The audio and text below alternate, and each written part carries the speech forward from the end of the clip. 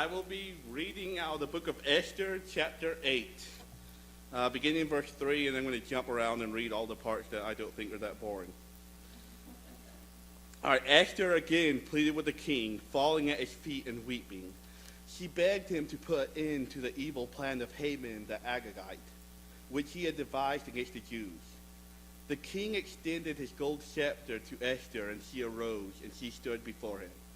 "If it pleases the king," she said, "and if he regards me with favor and thinks it the right thing to do, and if he is pleased with me, let an order be written overruling the dispatches that Haman, son of Hammedatha, the Agagite, devised and wrote to destroy the Jews in all the king's provinces. For how can I bear to see the disaster fall on my people? How can I bear to see the destruction of my family?" King Xerxes replied to Queen Esther and to Mordecai the Jew, "Because Haman attacked the Jews, I have given his estate to Esther, and they have impaled him on the pole he set up. Now write another decree in the king's name, in behalf of the Jews as seems best to you, and seal it with a king's signet ring. For no document written in the king's name and sealed with his ring can be revoked."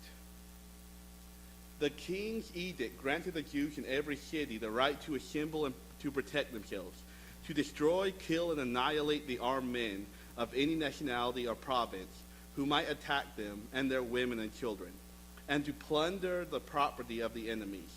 The day appointed for the Jews to do this in all the provinces of King Xerxes was the 13th day of the 12th month of Adar. A copy of the text of the edict was to be issued as law in every province and made known to every people, every nationality, so that the Jews would be ready on that day to avenge themselves on their enemies. In every province and every city to which the edict of the king came, there was joy and gladness among the Jews, with feasting and celebrating. And many people of other nationalities became Jews, because the fear of the Jews had seized them. I typically like to preach out the lectionary, because if people don't like the passage I'm preaching, I can put you a lectionary and say, "Hey, they made me do it." But the book of Esther, ironically enough, is not only not the text for this week, but this passage wasn't even included in the 3-year cycle that we use in the Methodist Church. And so since I had a little bit short notice to prepare, I decided to preach something I felt comfortable with and bring this text out. Because I feel like it's a little bit of a travesty that this text wasn't included. I mean, the book of Esther is one of the few books in the Bible that shows a female hero that saved people. But even more, this verse reminds all of us that we're all called to do something no matter who we are. I mean, the key verse of Esther and Esther 4 is when Mordecai reminds everyone, "And who knows but that you have come to your royal position for such a time as this." And that's a great reminder for all of us, because we're typically in a position where either we're really excited about where we are and we try to live life, or we don't really like where we are and we spend our time complaining and bored, or we just try to fit into the scenery. And before too long, we realize that we've wasted the time in our position. When God didn't just call us to be part of the place, he called us to change the place. And I have a good example of this. I'm getting old, I don't remember how many years ago. After my freshman year of college, my mom, 2 of my sisters, and I went on a trip to London, England. And it was supposed to be a great trip. My family had some family issues. It was after my first year of college, so I was trying to get used to adult life. It was supposed to be a graduation present from high school. It was supposed to be great, but it wasn't. Really, ever since we got to the airport, I was randomly chosen for the TSA pat-down. And that will ruin anybody's day. And then we got to our flight, which was delayed for 2 hours. So when we finally got on our flight and flew to Colorado to the Denver airport, we had to run all the way across the airport in about 5 minutes to make it to our second plane before the boarding was canceled. Only to find out that that flight also was delayed. And by this time, our anxiety was high. I have a sister who was complaining a lot. She thinks to be a drama queen. So I had to keep reminding her, you can cut the act, England already has a queen. We finally get on our plane, which has turned into a red-eye flight, all the way to England, about 12 hours. My ticket got changed, so I was now sitting in coach among strangers, curled up in a ball, still violated from the pat-down. We get to the London airport. Things didn't get much better. We were closely herded in customs with people from all different countries, nationalities, smells. We finally get to that. We get our luggage. My mom finds an unmarked taxi cab to take us to our destination. Unmarked taxi cabs charge 5 times more than marked taxi cabs. So we lost a great deal of our money for the trip. We reach our bed and breakfast. We find out there's no air conditioning. There's a single shared bathroom for the whole floor. All of the TV shows in England are old American shows I had already seen. And there I sat in this bed and breakfast room because I tried to think of myself as a good traveler. I know the dangers of jet lag and how it can ruin a trip. So I decided to go to sleep 6 hours later every night leading up to the trip so I wouldn't have jet lag. I realized England's 6 hours ahead. I am now 12 hours of sleep schedule. In my bed and breakfast room, tired. There's no air conditioning, hot, hungry, thirsty, violated. Halfway across the world from my home and all my friends for a 10-day trip. For the first 3 days, I decided to stay in my bed and breakfast room because it had been bad so far, and the only way it will not get worse is if I stay right where I am. And finally, on the 3rd day of the trip, my mom dragged me to the city, and I saw the people and the sights, and I ate the food, and I realized this is what a London vacation is supposed to be. I wasted 3 days of one of the best vacations, one of the best experiences of my life, because I decided to stay in the room thinking I don't want things to get worse, instead of realizing why I was where I was. And Christians tend to live our lives the same way. A lot of times we're unsure when to speak out, when to really announce our faith. Should we just kind of lay low till we get to heaven and that's when we can really worship God?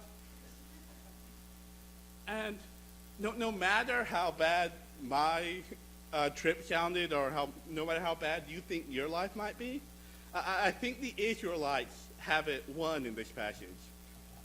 They were exiles in Persia, slaves. Many of their family members have been killed in the war.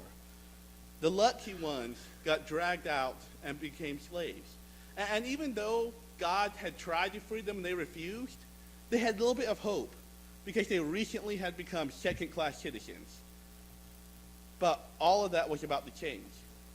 A new man rose up to second in power named Haman. And Haman was already corrupt. He was already an evil man. But to make it worse, there was one person in command that he could extend. A man named Mordecai who worked for the king. Because Mordecai was a Jew and he wouldn't bow to anyone but God.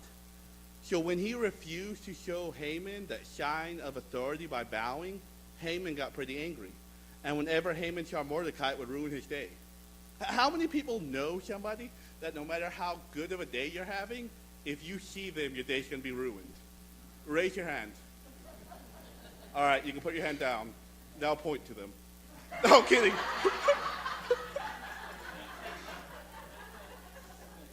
I'm kidding. But Haman, it wasn't enough for him to look at his royal position and say, you know what, things will work out, I'm in charge. It wasn't enough for Haman to just ignore Mordecai. It wasn't even enough for Haman to try to kill Mordecai. Haman had to try to kill all of Mordecai's people, all the Jews. So he writes a law and gets the king to agree to it and sign it. And this law says on one day this year, any nation will be able to attack the Jews and where they live.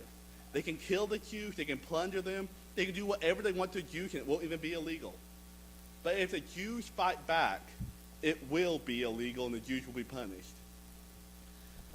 There's a recent movie franchise that came out a couple years ago named The Purge. And I like this franchise. I like the idea behind it. It was very interesting. It's around this concept that America is at its most prosperous time. Unemployment's at its lowest ever. The debt is almost totally been removed. And it's because politicians decided that one night a year for 12 hours, they would allow a purge. For 12 hours, nothing is illegal except for crimes against the government. So for these 12 hours, American citizens should go out, they can rob people, they can kill people, they can get all of the evil that's inside them out during this time, so that when this 12 hours is over, for the next 355 and a half days, America can go back to being prosperous. And I found that premise interesting. I think it's been ruined a little bit by not so good horror movies. But even before Hollywood invented that, Haman did. Haman said, hey, I'm going to allow a purge against the Jews. One day, 12 hours, do whatever you want to them, you won't be charged. The only thing lucky for the Jews, just as Haman was rising into power, God was allowing another figure to rise into power who happened to be Mordecai's niece, a woman named Hadassah. We know her better as Esther. And the country had undergone some drama. The king threw a party, lasted weeks and weeks, to show just how brilliant he was. And if this wasn't enough, after the party, he threw another week-long party, because the real party is the after party. And after throwing this party, he decided, okay, I need to end this really good. So the way I'm going to end this really good is I'm going to have my wife come out naked, because I want to show people just how good of a king I am. However, the wife knows, hey, this is illegal. You can't make me do this. And the king had just spent the better part of a year throwing parties to show how great he is. And all people would remember is the last night where he proved he's not even powerful enough to command his wife. And so the king's officials gather up and they say, you have to divorce her. You have to get rid of her. If you don't, then all the other women will think they have the right to stand up to their husbands. So the king divorces her, the king throws her out, and the king holds a pageant to find a new wife. This works in America all the time. If you don't want a news story to spread, start a new reality show. So the king sent out, and he had one of the best virgins from each of the districts of Persia come in and join a pageant to find out who would be the new wife. And to put this in modern terms, this is kind of like The Bachelor meets Miss America meets the Hunger Games. It's just a very top-notch event. And it turns out that Esther wins the contest in her district, comes to the capital, spends a year having beauty treatments. She spends one night with the king falls in love with her, and chooses her as a queen. And I hate to burst the bubble for everyone who views this as a great romance story, because it's not.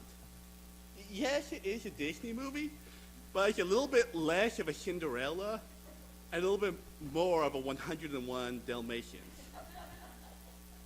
Has anyone heard a joke? What do you call someone who finishes at the bottom of their class in medical school? A doctor. What do you call the virgin who pleased the king the least? A wife or a concubine. Esther won the contest, but a contest she never wanted to enter. Esther became queen, but a queen among other concubines' queens. She was just the head queen, but someone who the king probably wouldn't even visit. And this is where Mordecai comes in and says, hey, there's no doubt that something has happened to put you where you are. You see, up to this point in the story, it's been a pretty good story. You have Esther, who got a good position, but while it's a good story, it hasn't been a God story. But yet, through Mordecai's words, we see God has to be in play here.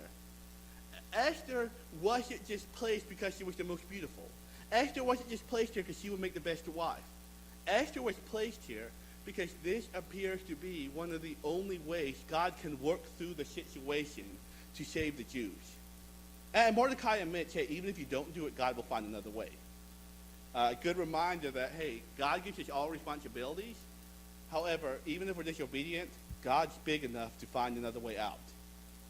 But luckily, Esther finally followed God's command. And she goes before the king, risking her life. And while she's risking her life, she invites the king to a party, and then another party, because the real party is the after party. And eventually she's able to go before the king and announce, Haman's trying to kill my people. And this is where the lectionary passage ends. This is where the VeggieTales version ends. This is where the movie One Night with the King ends. And I think that this proves that those stories were written by women. Because as a Christian, I have to enjoy the book of Esther. But as a guy, I'm not really into the whole love story. So the first 8 chapters, I read it, I praise God, but I'm not really tied to it. The last 3 chapters of Esther is where war comes into play. This is like, I just watched the chick flick, the Quentin Tarantino double feature is about to begin, and the story ends. And I'm just kidding. I don't think a woman wrote One Night with a King or VeggieTales. I think a Christian did. Because it's such a Christian thing to do to only have one person have to work for God in the story. That's why we like biblical heroes, right? We like them because they inspire us, but we also like them because they do great things so we don't have to. But if you end the book of Esther right here, this is a really bad place to end because the Jews haven't even been saved. Haman gets convicted of a crime and gets killed, but the king does nothing to save the Jews. And if you're somebody who ends the book of Esther at chapter 8, basically you're saying God's whole plan for the book of Esther was for everything to return back to normal, minus the death of one bad man, Haman. And people who read that might be tempted to read the gospel in a way that God's whole point of sending Jesus was for us to become Christians and then return to life back to normal, minus the death of one good man, Jesus. And the thing is, the reason why I read Esther 8 is where we find out this story isn't about Esther. Esther did her role of going before the king, but in the passage I read, you say the king says, I can't overturn this law. I signed it with my signet ring. I can't overturn it. The best I can do is allow you to write another law. And this other law, all it said was not people can't attack the Jews. It simply gave the Jews the freedom to fight back. And that's the whole thing I want to understand about this edict. You can't read the story as Esther saved the day. Yes, she changed the situation, but it's up to individual Jews to fight for what they have. Just because the edict was written doesn't mean the attackers didn't come. Just because the edict was written doesn't mean anyone's life was saved. The edict simply gave tools for the people to prepare to defend themselves. And the gospel is the same way. Jesus died on the cross isn't Jesus saying, all right, I died on the cross, the day's saved, you're good to live however you want. Jesus died on the cross is Jesus saying, I defeated sin, I defeated death, I defeated everything that can stop this church from growing. Now it's your job to save the day. And these last messages to people, it wasn't, I'm going back in heaven, you'll be fine, I died. It's, I'm going back to heaven, but you'll be my witnesses. In the book of Esther, the people could have chosen not to fight. The people could have been fine with feasting, with celebrating, thinking, oh, Esther saved the day. Now that we can fight back, bad times won't come. Well, they would have been very unhappily surprised when bad times came. But since the people took up their arms and they fought for God, and God had their back. And one of my favorite verses is that verse 14, or the last verse, verse 17, the last verse I read, says, and many people of other nationalities became Jews because the fear of the Jews had seized them. Talk about the ultimate bandwagon fan. When Jews couldn't defend themselves, they were fine with attacking the Jews and taking their property. But when they realized, hey, Jews can fight back, which means their God can fight back, Judaism looked really good. But since on that day the Jews fought and defended themselves, it talks about all the treasures the Jews received. Instead of having their property taken away, the Jews were able to take property away from the attackers. And in the end, that means this evil edict that was written to try to annihilate the Jews actually became a tool God used to give the Jews more than they could ever receive. And just like that with Jesus Christ, Jesus dying on the cross has given us more freedom. It wasn't Jesus just restarting and saying, hey, Garden of Eden again, you all are perfect. It was Jesus saying, not only are you clean from sin, now you have power to overcome sin. Now you have power to overcome this darkness that has corrupted the world. And as my witnesses, you can go out and turn the world back into what I intended it to be. The reason why I thought this verse was so fitting for our time is in the time during a presidential election, I have seen people speak, people post on Facebook about how one of two people being elected will end the world, will end Christianity as we know it. I have seen people do it from both sides. So, however, this is a good reminder of we are no longer in a place where we put our hope in one person. In spite of who gets elected into government, in spite of who is placed in a position over us, it's individual Christians who God has given power to make a difference. One of the most interesting things I find about Christianity is welfare, which has always been a difficult topic for politics.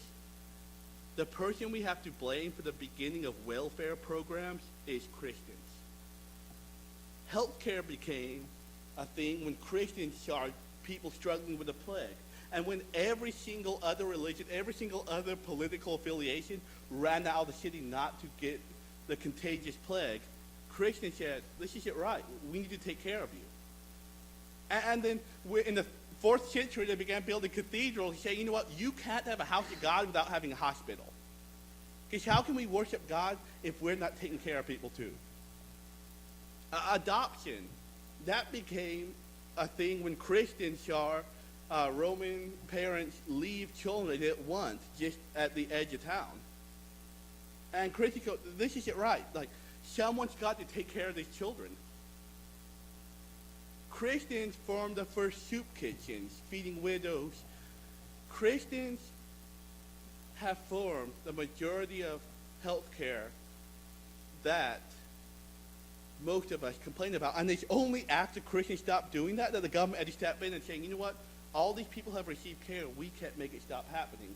And the thing I like is Christians didn't have to be told your dollars have to go to this.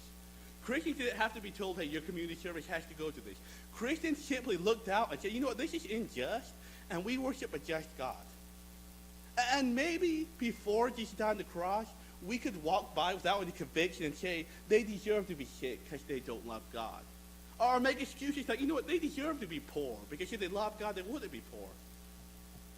But after this good news edict on the cross was released, Christians had no choice but to say, you know what, we're called to do something.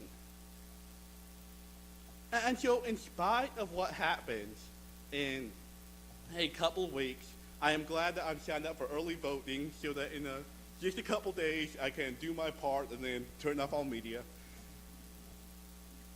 It's a reminder that we don't have to rely on who gets elected to make a difference. And if it makes you feel better, who's in Washington will make very little difference of what happens in this community. However, the individual Christians in this community have more than enough power to make a difference, providing the lunches, bringing people to church, whatever it takes. And so just like this passage, the edict of God's plan is not simply one person has done the job and that's brought the kingdom of God restored. It's one person has given the voice to all the other people to do what it takes. So As God is working in all our hearts to sense, you know what? What have I complained that other people aren't doing that I might be called to do? Or when all of us are kind of working with God and going, you know what, God? I've acknowledged that Jesus died on the cross, but I haven't acknowledged of what that means I'm supposed to do. Let's go into our hymn of response and just give us all a chance to really worship God and praise him as we contemplate what he may be calling us to do.